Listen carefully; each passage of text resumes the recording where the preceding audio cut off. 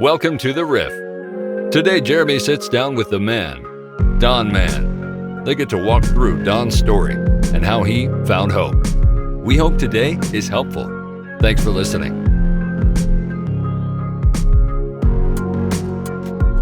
Hey, welcome to another episode of The Riff. I am excited to be back hosting one of these episodes. And I have a friend with me I'm going to introduce to you in a second. But I would be regretting the day if I don't give a shout out to those who are joining us from all corners of Southwest Missouri.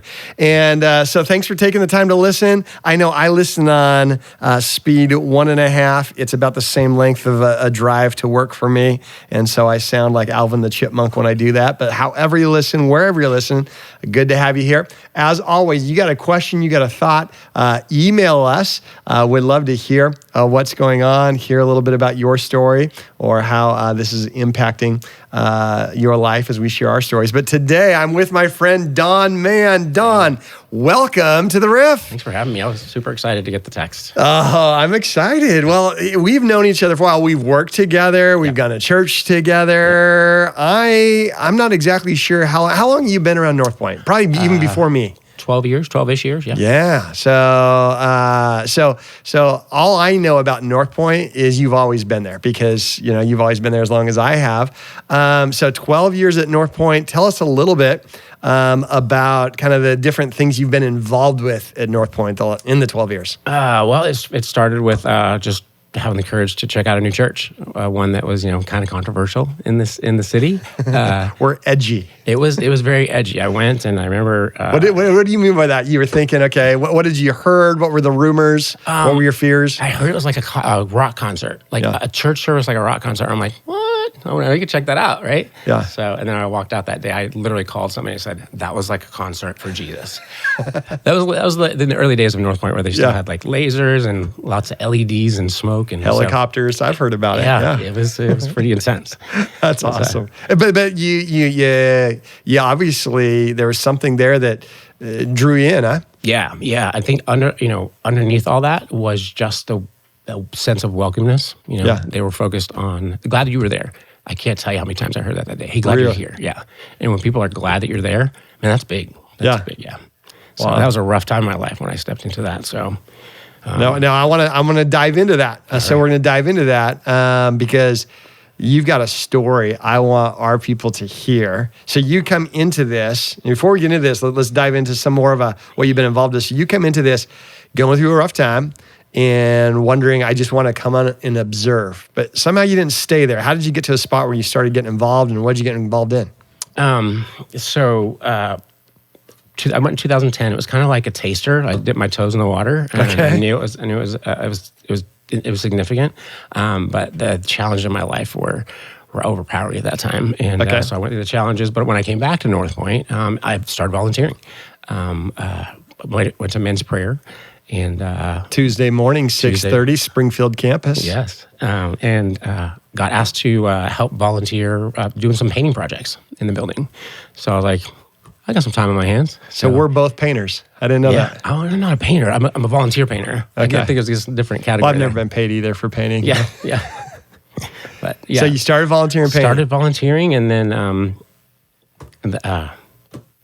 started doing a little bit more, got invited into a little bit more. Yeah. And I'll never forget the morning. It was a Wednesday morning. We were putting together the tank, the baptism tank. The holy hot tub. And wow. Yep. And Joe Freeman, the campus pastor at the time, came up and said, hey, Don, we're going to bring you on. We're going to pay you this. We need you to sign this. I was like, I didn't even apply. We don't need applications. I didn't even apply, but I was like, that was amazing because, that was significant to be welcomed into a church, and then when somebody recognizes your talents and your heart, and they invite you into that community a little bit deeper, and so it was kind of cool at the time. So you jumped on the facilities team, and how long were you in the staff role?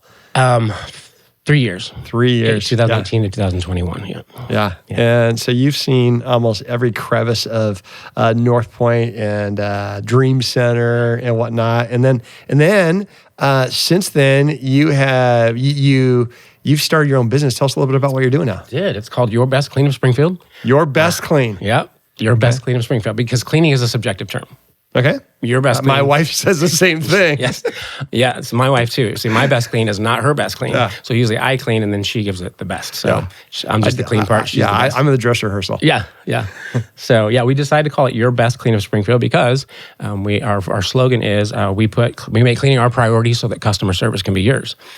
So if a customer knows what they want and we deliver it to their standard, satisfaction, and that's what we're there for. So I like that. You guys have a MySpace page, a website. What is we have a website, yourbestclean.com. Okay. Yeah. All right. So maybe you're out there and you're like, hey, I've got a good clean, but I'm looking for a best clean. Yeah. You know? But what do you do? Residentials? You do business, commercial? Right now we do janitorial in commercial. Yeah. Okay. Very good. And so you started that. In the last year or so, and it's thriving. Yeah. Yeah. Building a team. So blessed. What are you so blessed. learning as like a team lead? We put people first. I've learned some slogans through just some catchphrases, some slogans that I hang on to pretty tightly when it comes to growing a team and growing a business. We put people first, because a business isn't made by what we do. A business starts inside with the people. Yeah. So you focus on people and they focus on the business. So, wow. So that's what we focus on. We find a way to say yes, So that's awesome. Yeah. Well, I've been excited. I've been part of that prayer group on Tuesday mornings, and hearing a little bit about that journey, seeing your journey, even from joining the team in North Point and before then, to then seeing you launch off. Now you've launched your business, and to see how that's even grown, and God's blessed that, and how He's using you to bring purpose, on a day-to-day stuff like that. So I love that. Well, I want to talk a little bit about your story, because I think your story is not only interesting, it's very important, and it might impact a lot of people who are listening today, whether it's their own life, maybe someone they love, and so. Let's dive in. You referred to a season as a really rough season. So let's even go back further. Tell us a little bit about what was life like growing up for Don Mann? I had a decent childhood. I thought it was okay. And we went to church when in this area. I lived in Webb City, Missouri. Grew up in Webb City, Carthage area. And then home of football champions. Yeah, Webb City Cardinals. You bet. Yeah. And then at the ripe age of 8, was uprooted and moved to South Florida. My parents pursued some career goals, and that was tough. That was tough to leave all that behind, and I really didn't know how to reroute. So we lived in Florida. Well, I lived in Florida until I was about 23. So grew up in Florida, Southern Florida. Now, time out. Is it everything I hope Florida is going to be one day for me when I retire? Absolutely. Okay. It's 105 degrees, but the beach feels great. I mean, it's amazing. Yeah. It's either going to be Webb City or Dade City. Either way. Yeah, there you go. Okay, so you go to Florida through all high school. Yeah. And were you like pretty well acclimated, pretty obedient kid? What was high school Don like? I felt like there was another word out there that I didn't know how to be a part of. Okay. So I just felt like a piece of the puzzle that didn't fit. It's like, you got your puzzle and you're like, look, and this piece over here, that's what I felt like. I didn't know how to fit into school. Social, home life was kind of rocky. So I really didn't, I think it's those times when I was younger, in those pivotal years, that I didn't get a solid foundation to launch from. Right. That became part of my story. Now, was church still a big part of your life? You said it had been a part of your life. Yeah. What was your faith like? My faith, at the time, I thought it was great. I thought I was like a gold star Christian, right? But I always heard this term, lukewarm Christian. Never knew what it meant until I realized later on in life that I was. That's what I was. I went to church when I thought I should. I tithed what I thought I could. And, if I did something wrong, I prayed about it, asked for forgiveness, and it was just so shallow. It was a shallow faith. So, was it something you thought about every day, throughout the day? No. Usually when I had in a shallow faith, the only time I brought it up was when times of trouble. I was like, when life is good, you just live life. And when life is tough, you're like, oh, what's going on? You seek other answers. So life was good enough. It was okay. Yeah. I was, doing what I thought I needed to do, chasing what I thought I needed to chase. I had the great American dream, get married once, have 2.3 kids, house, car, boat. job, live happily ever after. That's what I wanted, but didn't work out that way. Well, tell us a little bit about kind of how you got to a spot where you were hurting and searching. What was that journey like? My first marriage was in 1994. Sadly, that ended pretty quickly in divorce. I'll spare you all the details of all the other relationships. But fast forward to March 9th, 2011. I was in my fourth failing marriage. And 2010 was when I decided to come back to North Point. So 2010, you come back to North Point occasionally or once in a while, all the time? Again, usually when I was in trouble, when I thought I needed a hand, or that's when I would seek who I thought would help. I remember that. Hey, we're glad you're here. I need someone to be glad I was there. But your relational world's spinning. Absolutely, yeah. Again, yeah. And so, how did that? What were you doing career-wise? I was so I did law enforcement for 15 years. Okay. In Joplin area? My first job was in Sarcoxie, Missouri, the metropolis of Sarcoxie, Missouri. Yeah. I did that for about 2.5 years, and then I went to the city of Nevada for 6 incredibly long months, and then landed in Webb City, and that was when I finished out my law enforcement career. I was there for 7.5 years. Wow. Yeah. Okay. And so then you start going through challenge. How did you cope with the challenge? Like, was it like, did you become a Bible class junkie? Did you become a softball player? What did you do to cope with all the stress? Well, I like to say that, I didn't seek the right answers. I want to get all the wrong ones out of the way first. That's a strategy. Yeah. So when I ran into a problem, I immediately thought, this is the right way, find another direction. Okay. Instead of going through it and grow through it, I just, nope, this isn't the way. I'm going to quickly go to another option. Another option, yeah. Okay. So lots of careers, five marriages. So yeah, it was rough. And, looking back, all the lives and relationships that I left in my wake is heartbreaking still. But the good news is I know that God did and is and will work through all that stuff. So was it this rapid decision to get out of a tough situation and to get to a new situation, even if it might be a tougher situation? Was that to avoid the pain? Yeah, I believe so. Yeah. I knew I didn't like to be sad, guilt, shame, all the feelings that we associate as negative. Yeah. And I just didn't want to feel them because I didn't think it would. How's that possibly helpful in life? Yeah. And you just recently talked in a sermon about beach balling, and I was a professional beach baller of my emotions. Yeah, meaning if we stuff them down, a beach ball underwater, it's going to blow. It's going to blow. Yeah, eventually. I used to say like this, when we stuff our emotions, it's like they go to the pit of our soul and lift weights. And one day they're going to come out. Yeah. Do you remember me? Yeah. And they're mad when they come back out because you didn't deal them when you could and should have. So, wow. Yeah. So what would you say became a turning point or the rough spot that you're like, man, I just don't think there's another option I could even get to? Well, running from option to option and seeking what you think is supposed to be there became exhausting. Okay. It became exhausting. And eventually, the relationships and the people that I left in my wake, I began to see that, I guess, and I didn't like it. It hurt. And some of those emotions, they couldn't stuff anymore. Like my stuffer was full and it was coming back. Yeah. So I just daily was becoming a challenge to, I guess it started with depression. And it started probably 2008. I'd left full-time law enforcement in 2004 and took a security director role at a hospital here in town and did that great for 5 years. But the tipping point was a child custody issue with my second wife. She wanted to take them to Georgia, and they'd lived in Missouri their whole lives. And so you think the best thing to do is to fight for what you think is right. And that's what I did. And my attorney assured me that that's not going to happen. There's nothing in Georgia. So, but one day I got the call on my couch, and he said, Don, I'm sorry, but the judge is going to let her take him. And I'll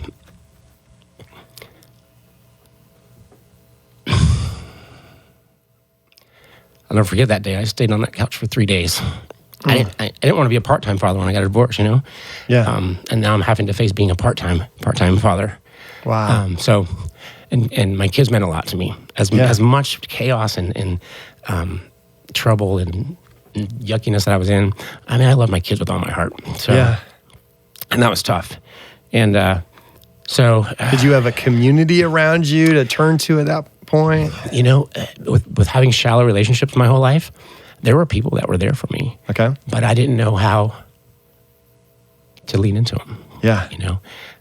Looking back, there were voices, there were friends, there were just, there were questions and decisions, and I just didn't see it. I was blinded by all the past pain.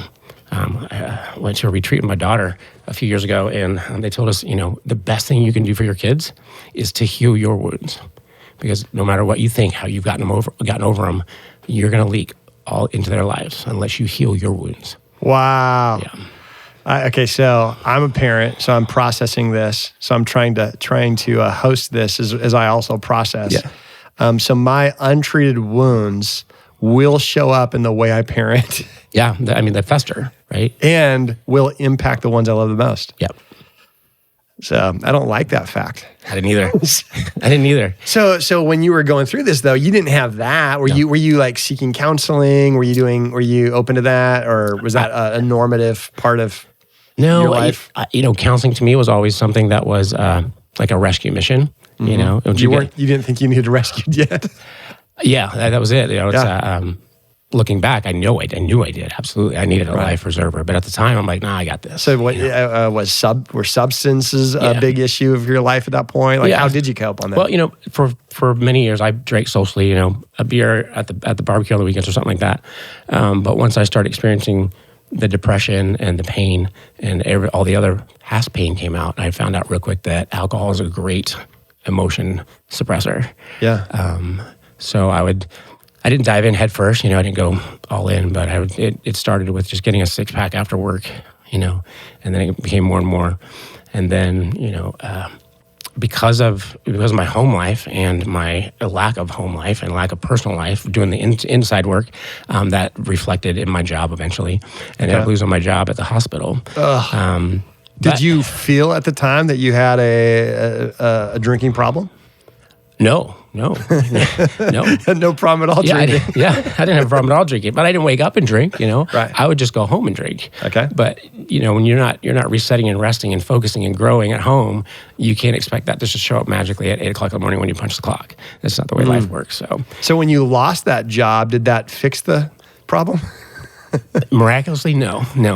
Firing has never been, you never look at as the pivotal point that's like, wow, I'm glad that happened, right? Right. No, I had a great wife. She actually put me through real estate school. So bounced right back with the real estate school. Became a realtor in 2008, 2009 in the market crash. And became Rookie of the Year at Carroll Jones here in town. So I did well as a functional drunk. It's silly. It's crazy, how you can make excuses for the dysfunctions, in our lives. There's comfort in our dysfunction sometimes. So. Yeah. Wow. So what happened then? When you look back, is there a turning point that you're like, man, this is where I hit bottom? Yeah. So the thing about suppressing your feelings with alcohol is it often takes more and more. I heard great in a YouTube video that said, if there were substances that could just suppress the pain, that would be great. But unfortunately, when you take a substance, it blocks out everything in your life, even the good. So that's what my life became. When I was intoxicated, I missed out on my kids, my relationships, everything. So I was actually... And part of your pain was because you loved them so much, but then to cope with your pain, it was even compounding the issue. Yeah, it's so crazy. So I shared before how she was allowed to take them to Georgia. a year later, she sent them back because of relational issues. So I actually had them back. Okay. And I was doing successful in real estate. So me and my wife at the time had bought a house on 5 acres, 5-bedroom, 3-bath with an in-ground pool. I just bought her a Mercedes that year. So on the outside, I was living the good American dream, right? On the inside, I was broken and damaged. And my wounds were festering badly. And when you're under the influence of a substance, you just can't focus on that. You're just numbing everything. Right. And when you numb life so much, you forget how valuable it is. Yeah. And that's what happened to me. Eventually, I was driving home one afternoon intoxicated in my wife's brand new Mercedes, and I sideswiped a fence and did some damage to the car and got out of the car, and I thought, man, she's going to be mad again. Like, I'd made her mad a lot. We'd had a lot of fights, and most of them were my fault. You know, I'd made a lot of poor choices. So I think with alcohol or substance abuse is you make poor choices, you know. Right. The first thing that goes is judgment. And I didn't, So I got home that day, and I thought, man, you're a terrible husband, horrible father. Can't keep a job. This world will be better off without you. And I was convinced that day that was the last day I was going to live. And so I went inside and I grabbed my service weapon and laid on the couch and called my mom. She lived an hour away. She was still in Web City. And I guess I talked to her for a while. I don't remember too much. I was pretty intoxicated. Wow. But she lives at Web City, about an hour away from where we lived out in Willard. Yeah. But as soon as she walked in the front door, I pulled the trigger. Shot myself at point blank range at my stomach. I knew enough about medicine that should have killed me. And I knew the crazy thing, and I'll never forget let's catch a phrase that you've shared with me is we rationalize with rational lies. And I told myself, you don't want to shoot yourself in the head because you don't want your kids to find you that way. But it's okay for them to find me dead. Right. I mean, it was crazy. So pulled the trigger. I don't remember very much after that. I blacked out. All I remember was helicopter blades. So I got life flighted to Cox South, and woke up a week later in ICU. And one of the doctors came in and said, when they were ready to they were life flighting, and I thought you'd be dead on my table. And he said, I cut you, and I was looking for damage. And he said, you nicked your bowel. He said, you'll have a colostomy for about 12 months, and it could be reversed, and you'll be fine. And he starts to walk out. And then he stops, and he said, looks around, looks at me, he goes, what I don't get is how a 9mm bullet travels less than 4 inches and stops right before it hits your spine. And it was almost like the beginning scene of a movie, like God saying, here I am, this is me. And I was like, the words that popped up in my mind were, I do. The doctor didn't understand, but I did. And but I say it like this: I believe God knew I could only take him in doses at the time, and so that was it. I had to rehab for about a week. Went to my mom's to recover, and you think that would be enough? I mean, I should be dead. I'm not. Get your act together. Right. But none of that emotional pain had been dealt with. It was there. It was still there. Okay. So I quickly turned back to drinking, and was going to school to be a surgical technologist. And on December 28th, 2013, I left a bar intoxicated and passed out behind the wheel, slow speed, thank God, and rear-ended a truck full of firefighters from Joplin. So nobody got hurt again because it was low speed, but I got arrested in the same jurisdiction where I used to be a deputy sheriff. Which is a bad combo. Yes, yeah. I was looking pretty rough. I'd gained a lot of weight, so I thought I'd be unrecognizable. So I was laying on the floor of the holding cell, and I caught the eyes of one of the street sergeants, and he pointed, and I was like, oh, because I didn't want anybody to know, right. It was me. I just wanted to fly under the radar, but as soon as he pointed, I knew.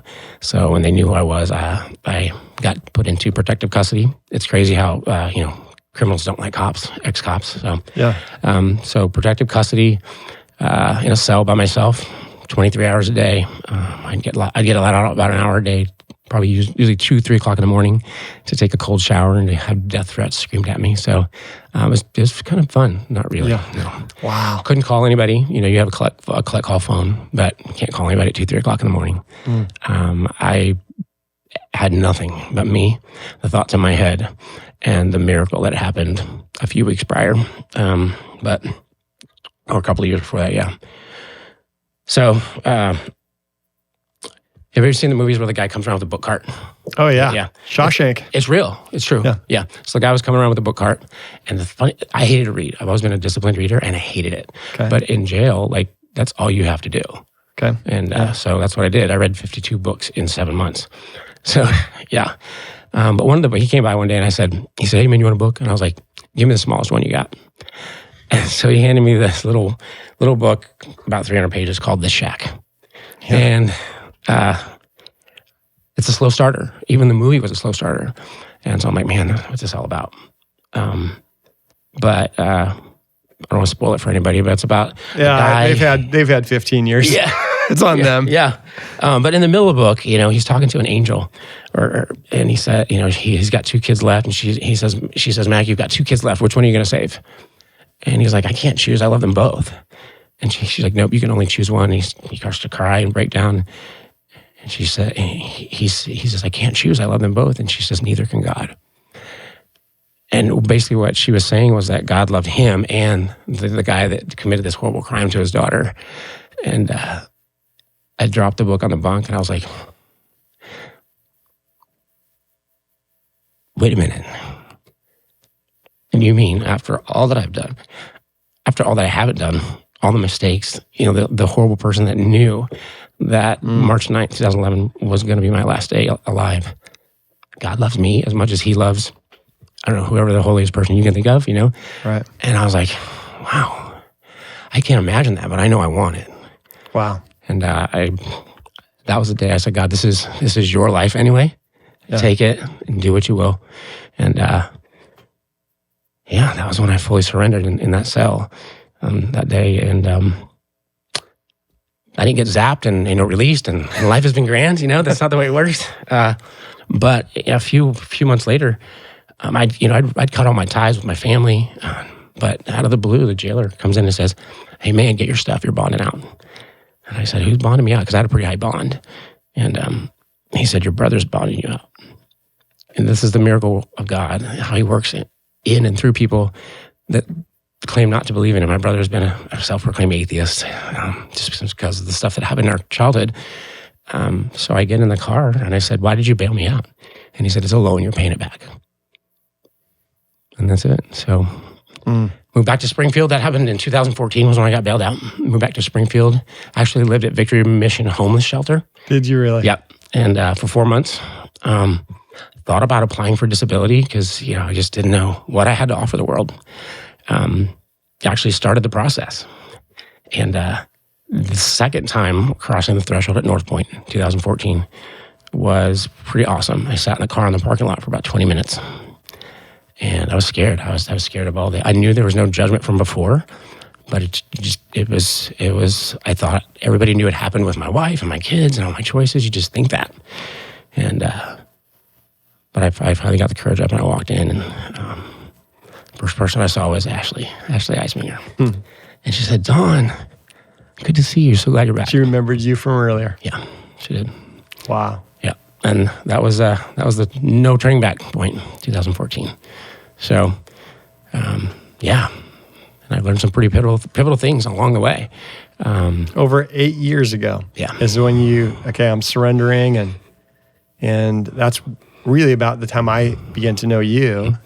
So what I've known, the Don Mann I've known, is a Don Mann who's been consistent and disciplined and committed to growing your relationship with God and focused on how do you fulfill the purpose God's put you into this world. Yeah. And it's wild for me to hear there were moments just previous to that where you wondered if there were purpose for your life. Yeah. Tell us a little bit about what are you doing with what God's done? I mean, I know you've got a passion. You're starting this awareness that you're raising for people who feel they're that missing piece. Tell us a little bit about what that looks like and what do you want to see accomplished? Well, so the big things that I decided, that I focused on in my life is so what I learned is I wanted all my relationships to be good. Yeah. But the one common denominator in all those relationships was me. Yeah. And when you realize that, someday you're going to have to stand in front of the mirror and say, do I like me? Mm. And if you say no, if you can't honestly say yes, even if it's a maybe, right? Dive in. You've got some work to do, right? Nobody's going to do it for you. You're not going to wake up one day and suddenly be like, somebody's going to come to your rescue and be like, come on, Don, I got your perfect plan for life. That's right. God has a perfect plan for your life. That's what you have to seek that out. And the way you do that is alone time with Him and just following that direction, those prompts and those roles and positions that He puts you in, whether it makes sense or not. I don't think religion or your faith is supposed to make sense sometimes. Right. I told somebody one time that the opposite of faith isn't unbelief. The opposite of faith is certainty. Yeah. If you're certain, you don't need to trust or have faith in anything. So I just asked myself a lot of hard questions and dove in. And solitude is much different than loneliness. Solitude is when you focus on you, and it's okay. Yeah. A few years ago, I was talking to a pastor friend of mine, and I said, I got this crazy idea. I'm 42 years old, but I'm thinking about taking a year-long dating sabbatical. Because my past, getting into another relationship was my best way to heal the past one. It was crazy. Right. But I took my old me into that new relationship, and guess what happened? Right. Same problems. So I rang the bell and did a year-long dating sabbatical at 42. Wouldn't recommend it doing that late in life. I mean, a lot of people have done one, but you did one intentionally. A lot of people would kind of a year without dating. But I'd done it for years, unintentionally. Very intentional, saying, God, I want to... Yes, and that's a big word. Grow. I love the word intention. Mm-hmm. Intention in who I want to be. Yeah. Intention in parenting. Yeah. Intention in relationships. Right. And intention in my faith. Right. Because nothing good in life happens by accident. So, right. Right. Yeah. So talk to me a little bit about how to, what are some measures that you are aiming towards to help prevent suicide? Because I know this has become a passion for you as God spared you from you in your lowest time. Yeah. And because the world needs you, and I believe God can use you to help others, what is that maybe going to look like or looking like? I've dug into this. What do I have? What does God want to say to the world through my story? We all have stories, right? And they're all significant. And the three words that came up, I'm pretty sure it came from you. I don't know if it did. We could talk about copyright later. But I known, needed, and loved. I dove in to find out: am I known? Am I known by myself, my family, my church, my kids?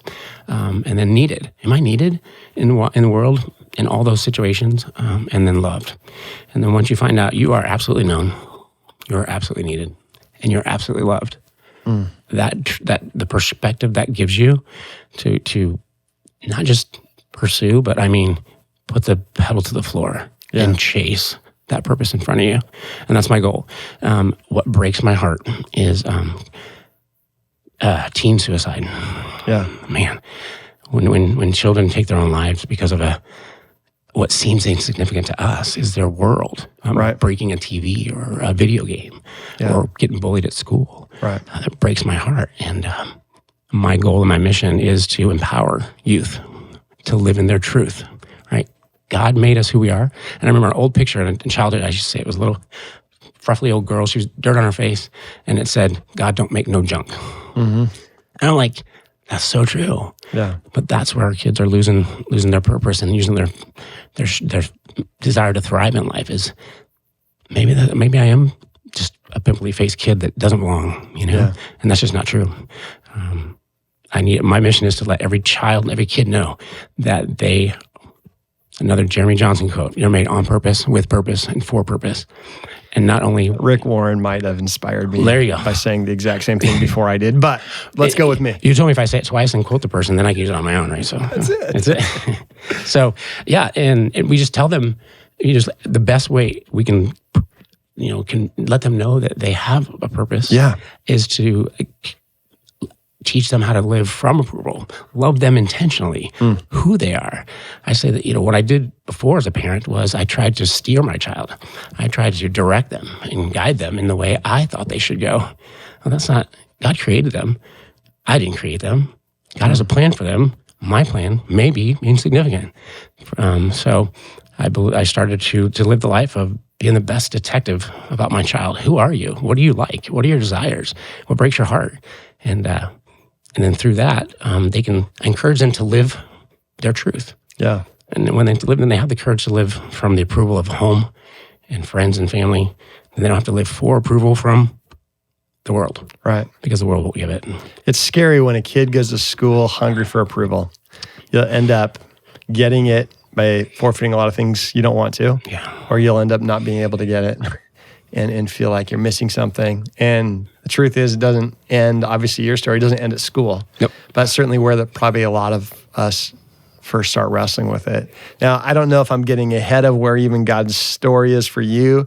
Is there a place, like if someone's saying, hey, students at my school, or I've got somebody, is there a website that you have with No Needed Loved? Is that a thing? Is that developing? Are there books, movies? What's that look like? Yeah, there is something in the works, a book, and I'm getting ready to launch a speaking career. Yep. I'll never forget a story I heard from Josh Shipp, one of the greatest youth speakers. Absolutely. He said, I knew I was doing what I was supposed to be doing when I walked off the stage after giving my first speech, and a girl handed me her suicide note and said, "Here, thank you. I won't need this anymore." Yeah. And then somebody walked up and handed him a check. So he's like, this is the place, right? Yeah. So, but yes, I would love to be able to take my story and share it, and in that vulnerability with intention, just give some kid hope. Yeah. I mean, there's so much power in hope. Yeah. And, it's donwman.com. donwman.com. Yep. That's it? Yep. And you'll see a big man with two N's. Yep. You'll see my Don with one. That's it. Yep. Okay. You'll see my big face on there, and it says empowering youth. Awesome. No Needed and Loved. And it's in the launching phases, but reach out there, send me an email. Yeah. If I don't have the resources immediately available, I'll make sure you get them. One of the things I do know about you is you are very aware of resources that are helpful. And so whether you don't have it, like you said, you'll get them. He really means that, people. If you're listening and you want a good connection, I think you'd be a great resource and or connection to resources for those out there. You certainly have been for our church and for me personally. So, we're going to wrap up for today's time, but Don, let me just say this. I think this encouragement for those who are listening, and I hope it is for you. What I love is a lot of people have a dream to do something one day, and you do as well. Yeah. But why I'm confident it's going to happen is you're not waiting for that one day to come here. You are being very intentional to give yourself opportunities to serve others right now. Whether you're a great dad, you are a great help. I've talked to many people who go to North Point who a pivotal relationship in their life to break free from the grip of addiction has been the grace and acceptance they found in you. And I know there are other people like that make North Point North Point. I just want you to know that I'm so thankful for what you've invested, how you've lived your life, how not only have you received freedom in Jesus Christ and purpose, you're reflecting it. And for those of you who are out there who you feel like, man, I don't know what God can do with my mess right now. One, if you've known Don for the last 8 years, 10 years, he's a guy who's growing, fired up, priorities in the right line, and it came out of a place where you were in a mess. So the question that you got to consider if you're out there is, who's going to meet you in 8 and 10 years and be encouraged? Today's the day to surrender and go for that, and let's all live with those arrows out. So, Don, you were created with purpose, for purpose, on purpose. Me and Rick Warren have always said that. Love it. I love that you're living it out. Okay, and may God keep blessing this ministry. There are people who don't even know you who are going to find their connection in that great picture, because of this pursuit. So may God bless it. If you're joining us, listen, you want more information, we'll put that website on the show notes as well, so it's an easy connection for you, or donwmann.com. One-stop shop and your best clean Springfield. That's it. So, hey, Don, thanks so much for your time. Appreciate it. Not only today, but just throughout this last decade at North Point. You are making a difference, and I'm looking forward to what God's going to do. Appreciate you, Jeremy. All right, thanks for tuning into The Riff, and we'll come back at you next Monday. I know, our favorite day of the week, because a new episode drops every Monday, unless it doesn't. Thanks for listening to this episode of The Riff. We'll have a brand new episode every week, wherever you find podcasts.